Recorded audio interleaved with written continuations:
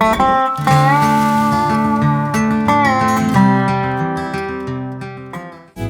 guys, how's it going?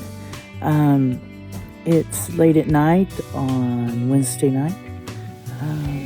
Didn't sleep, so I thought I'd do a little vlog. I haven't vlogged in a while.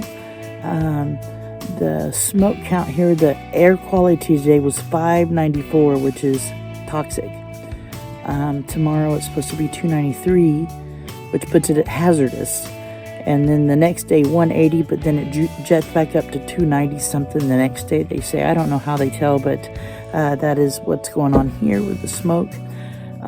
It's pretty chilly tonight. We were used to the 100-degree weather when this all started, and now it's only been getting in the 80s. You can't see the sun in the day. It's like when daylight hits in the mornings, it is that same color all day, that same light all day. There's no change in it. That's how thick the smoke is.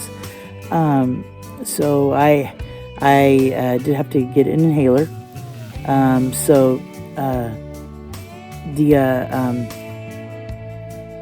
The smoke is definitely playing on me. It's starting to get to me a little bit, but I'm doing okay. And to get out of the smoke, I would have to drive so far, and it's like spread across the United States. It's just not as bad. But I'm gonna try to ride it out. I'm okay though, and I want you guys to know that I'm okay. I haven't been able to let the kitties out. They've been staying in. I don't want them out in it. In my van, I do have an air conditioner that has a filtration system on it, and it exhausts out the side window. So that kind of helps. And then I use the CPAP, and I've been using it during the day when I'm not doing anything. When I'm sitting down, I use it. And that helps a lot. It has a filter on it too. Now I've had to change that filter like every couple of days this week. So definitely I'm glad it has that filter on there. I God bless the firefighters here and the people that these fires have destroyed so many homes. I'm just amazed at what it's done. And it's like, this is like, when you step outside and you look at it, it's orange. It's like you're in an apocalyptic movie or something, like the old Mad Max movies.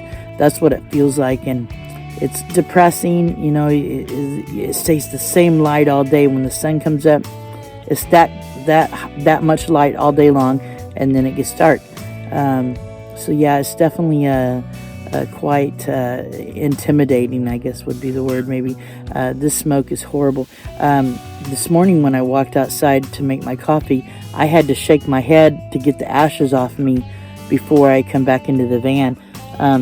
It's like that's how much ash that it's raining. This is like raining ash where I'm at. It's pretty horrible. I do feel for the people that's lost their homes in this. It's just so sad.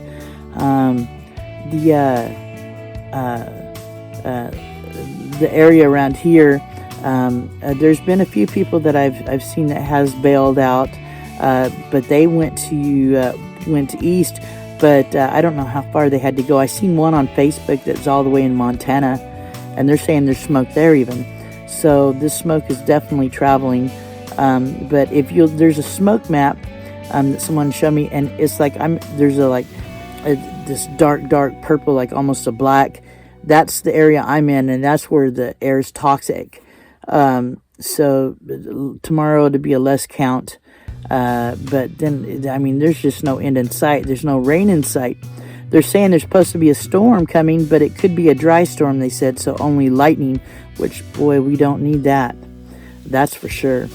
So this is, I've never seen anything like this in my entire life. I'm 55 years old, and I've seen bad tornadoes. I'm from Oklahoma. I've been through some very big tornadoes there, and I've never seen nothing like this. This is just horrible.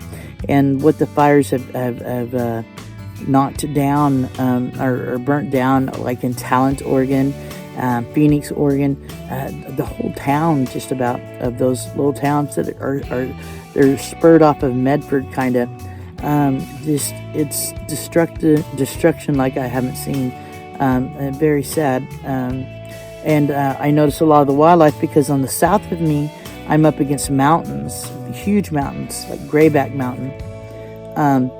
The fires are on the other side of that. So as a crow flies, the fire is under 7 miles right now from me, but they're having trouble fighting it. There is an old scar. It hasn't made it to that scar yet from an old fire that they're hoping that will stop it.